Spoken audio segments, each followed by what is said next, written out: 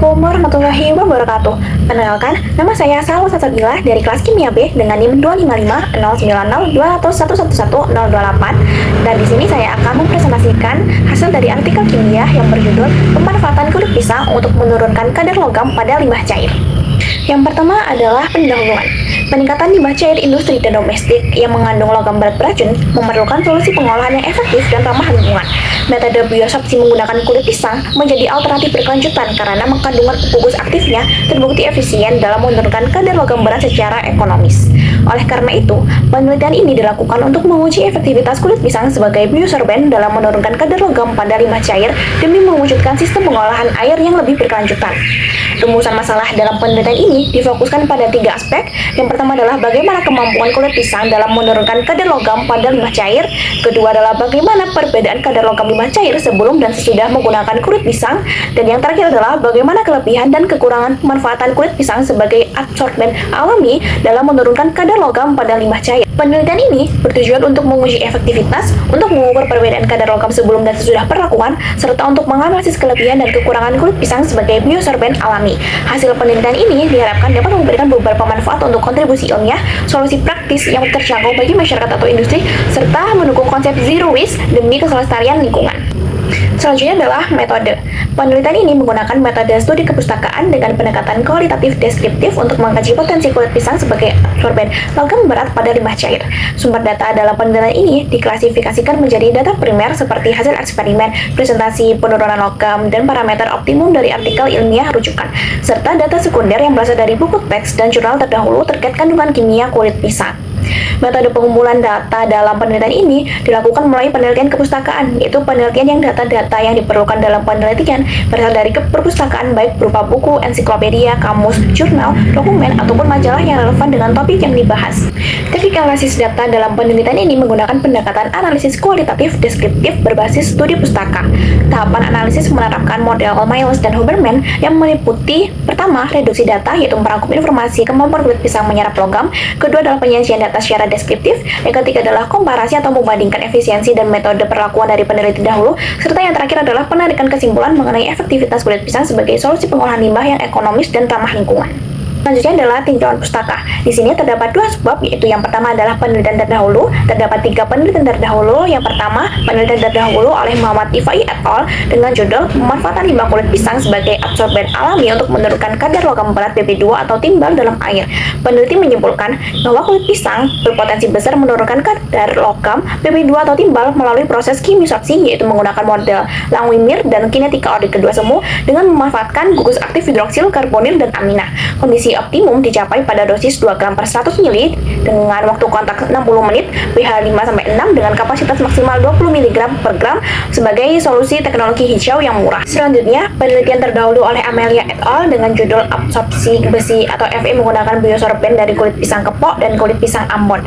Peneliti menyimpulkan kulit pisang efektif menurunkan kadar besi atau Fe di mana kulit pisang Ambon terbukti memiliki kemampuan absorpsi lebih baik dibandingkan kulit pisang kepok karena afinitas gugus fungsinya yang lebih kuat. Selain itu, penggunaan aktivator juga berpengaruh di mana HCl jauh lebih efektif daripada NaOH dan efisiensi penyerapan meningkat seiring bertambahnya waktu kontak. Terakhir, penelitian terdahulu oleh Jamil Afriani dan Rati Kusuma Wardani dengan judul Adsorpsi logam kadmium dalam limbah cair buatan menggunakan biosorben kulit pisang emas. Peneliti membuktikan kulit pisang emas efektif menurunkan kadar logam kadmium atau CD hingga 78,45%. Studi ini menyimpulkan bahwa efektivitas penyerapan sangat dipengaruhi oleh parameter teknis, di mana kondisi optimum diperoleh pada waktu pengedudukan 35 menit dengan pH 5 dan massa biosorben 2 gram. Kesamaan penelitian ini dengan ketiga studi terdahulu adalah sama-sama mengkaji kulit pisang sebagai biosorben logam berat yang ekonomis dan ramah lingkungan. Perbedaannya, jika penelitian terdahulu fokus pada satu jenis logam spesifik dan jenis pisang atau aktivator tertentu, penelitian ini menyelidiki kemampuan kulit pisang secara umum pada limbah cair agar memberikan kontribusi lebih komprehensif bagi limbah dengan beragam kontaminan. Sebab kedua adalah landasan teori yang terdiri dari yang pertama adalah kulit pisang. Kulit pisang mengandung senyawa selulosa, hamilosa, lignin, dan pektin dengan gugus fungsi aktif OH atau hidroksil dan COOH atau karboksil yang mampu mengikat ion logam melalui absorpsi. Yang kedua adalah kadar logam. Kadar logam merupakan jumlah logam berat yang terkandung dalam limbah cair. Logam berat bersifat toksik, tidak mudah terurai, dan dapat menimbulkan dampak serius bagi makhluk hidup serta lingkungan. Selanjutnya adalah hasil dan pembahasan yang terdiri dari 3 subbab berdasarkan rumusan masalah. Yang pertama adalah kemampuan kulit pisang dalam menurunkan kadar logam pada limbah cair. Kulit pisang mampu bertindak sebagai disorben alami yang ramah lingkungan karena mengandung gugus fungsi aktif yang dapat mengikat ion logam berat melalui proses absorpsi. Efektivitasnya dipengaruhi oleh jenis kulit pisang, metode aktivasi, dan jenis logam yang diserap. Pada logam Fe, kulit pisang Ambon menunjukkan kemampuan absorpsi yang lebih tinggi dibandingkan kulit pisang kepok karena memiliki afinitas gugus fungsi yang lebih kuat terhadap ion Fe3+, sehingga membentuk ikatan yang lebih stabil. Sementara itu, kulit pisang kepok yang diaktifasi oleh NaOH lebih unggul dibandingkan kulit pisang emas dalam menyerap logam kadmium atau Cd dengan efisiensi mencapai 99,21% dalam waktu 3 menit berbanding dengan 78,45% dalam 35 menit oleh pisang emas. Kulit pisang kepok memiliki kemampuan absorpsi yang lebih luas terhadap berbagai logam seperti Cu, MnHg, Pb, dan Cd dengan efisiensi yang tinggi setelah diaktifasi oleh tertentu. Secara umum, kombinasi jenis biosorben, aktivasi, dan karakteristik logam menentukan keberhasilan proses penyerapan. Yang kedua adalah perbedaan kadar logam pada limbah cair sebelum dan sesudah menggunakan kulit pisang. Berdasarkan hasil analisis dari berbagai literatur acuan, penggunaan limbah kulit pisang sebagai absorben menunjukkan tren penurunan konsentrasi logam yang signifikan setelah dikontakkan dengan limbah cair karena gugus fungsi aktif pada permukaannya dapat mengikat ion logam dalam limbah cair. Penurunan kadar logam terjadi pada berbagai jenis logam seperti Cu, Pb, Cd, dan Fe dengan tingkat efisiensi yang berbeda-beda tergantung pada kondisi pengolahan. Efisiensi penyisihan dipengaruhi oleh pH, dosis absorben, dan waktu kontak karena ketiga faktor tersebut menentukan jumlah situs aktif yang tersedia untuk proses absorpsi. Semakin optimal kondisi operasi yang digunakan, semakin besar penurunan konsentrasi logam yang diperoleh. Hal ini dapat dilihat pada tabel di halaman selanjutnya. Pertama adalah logam Fe atau besi. Jenis kulit pisang yang digunakan adalah kulit pisang kepok dan juga Ambon yang diaktifasi menggunakan asam klorida atau HCl. Hasil penelitian menunjukkan bahwa kulit pisang Ambon memiliki kemampuan absorpsi ion besi atau Fe3+ yang lebih tinggi dibandingkan kulit pisang kepok karena afinitas gugus fungsinya lebih kuat terhadap ion besi. Penyerapan terbaiknya diperoleh pada waktu kontak optimum 180 menit. Yang kedua adalah logam Cu atau tembaga. Jenis kulit pisang yang digunakan adalah kulit pisang kepok yang diaktifasi menggunakan asam klorida atau HCl. Hasil penelitian menunjukkan bahwa absorben ini mampu menyisihkan logam tembaga atau Cu dengan efisiensi mencapai 81,78%. Yang ketiga adalah logam Cu tembaga dengan jenis kulit pisang yang digunakan adalah kulit pisang kepok yang mengalami alkalisasi menggunakan natrium hidroksida atau NaOH. Hasil penelitian menunjukkan bahwa kadar tembaga atau Cu dapat diturunkan sebesar 62,40%. Yang keempat adalah logam Pb2 atau timbal. Jenis kulit pisang yang digunakan adalah kulit pisang kepok yang diaktifasi menggunakan asam nitrat atau HNO3. Hasil penelitian menunjukkan bahwa logam timbal atau Pb2 dapat terabsorpsi sebesar 41,779% dalam waktu kontak optimum 45 menit. Yang kelima adalah logam Cd atau kadmium. Jenis kulit pisang yang digunakan adalah kulit pisang kepok yang mengalami alkalisasi menggunakan natrium hidroksida atau NaOH. Hasil penelitian menunjukkan bahwa kadar kadmium dapat diturunkan hingga 99,21% sehingga menunjukkan efektivitas absorpsi yang sangat tinggi. Terakhir, logam Cd atau kadmium.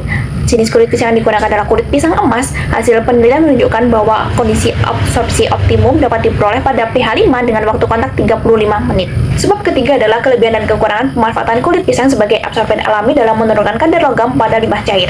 Kulit pisang memiliki berbagai kelebihan, yaitu ketersediaan yang melimpah, biaya yang rendah, ramah lingkungan, serta proses preparasi yang relatif sederhana. Selain itu, kandungan gugus fungsi aktif pada dinding selnya membuat kulit pisang efektif dalam menyerap berbagai jenis logam berat. Meskipun efisien, pemanfaatan kulit pisang sebagai absorben alami memiliki beberapa kekurangan. Kapasitas absorpsi yang terbatas jika digunakan tanpa aktivasi, kinerjanya dipengaruhi oleh pH, mudah jenuh dan berpotensi melepaskan kembali polutan, memerlukan aktivasi kimia untuk mencapai efisiensi tinggi, membutuhkan energi untuk membuat karbon aktif, serta rentan membusuk jika terendam terlalu lama. Selanjutnya adalah penutup. Berdasarkan studi literatur dari berbagai hasil penelitian, dapat disimpulkan bahwa kulit pisang merupakan biosorben alami yang ekonomis, ramah lingkungan, dan efektif dalam mereduksi berbagai jenis limbah logam berat karena kandungan selulosa dan gugus fungsi aktifnya. Efisiensi, kecepatan, dan kapasitas absorpsinya dipengaruhi oleh varietas kulit pisang, jenis logam bertarget, serta metode aktivasi yang digunakan. Di sisi lain, jika ditinjau dari kapasitas penyerapan kadar logam sebelum dan sesudah kontak, dapat disimpulkan bahwa limbah kulit pisang terbukti efektif digunakan sebagai absorben untuk menurunkan kadar logam berat dalam limbah cair melalui pengikatan ion oleh gugus fungsi aktifnya. Efisiensi penyisihan ini sangat bergantung pada optimasi kondisi operasionalnya seperti jenis aktivasi, massa absorben, pH, kecepatan pengadukan, dan waktu kontak optimum demi meningkatkan kapasitas penyerapan. Sementara itu, berdasarkan analisis kelebihan dan kekurangannya, kulit pisang memiliki banyak keunggulan, yaitu ketersediaan yang melimpah, biaya rendah, ramah lingkungan, serta mampu mengabsorpsi berbagai ion logam berat karena adanya gugus fungsi aktif. Namun, biosorben ini juga memiliki keterbatasan berupa resiko cepat jenuh, rentan membusuk, serta ketergantungan pada pH dan proses aktivasi kimia untuk mencapai efisiensi di atas 90%. Berdasarkan hasil penelitian dan keterbatasan ditemukan, terdapat beberapa saran yang diberikan untuk peneliti selanjutnya. Penelitian ini masih berbasis studi pustaka. Penelitian selanjutnya disarankan melakukan eksperimen di laboratorium secara langsung dengan sampel limbah nyata agar data lebih akurat. Selain itu, disarankan mengkaji lebih mendalam variasi parameter operasional seperti pH, waktu kontak, serta aktivator. Terakhir adalah daftar pustaka. Di sini terdapat 24 rujukan yang digunakan yang berasal dari berbagai jurnal dan juga buku. Sekian pemaparan presentasi artikel ilmiah dari saya. Jika terdapat salah kata, mohon dimaafkan. Terima kasih dan wassalamualaikum warahmatullahi wabarakatuh.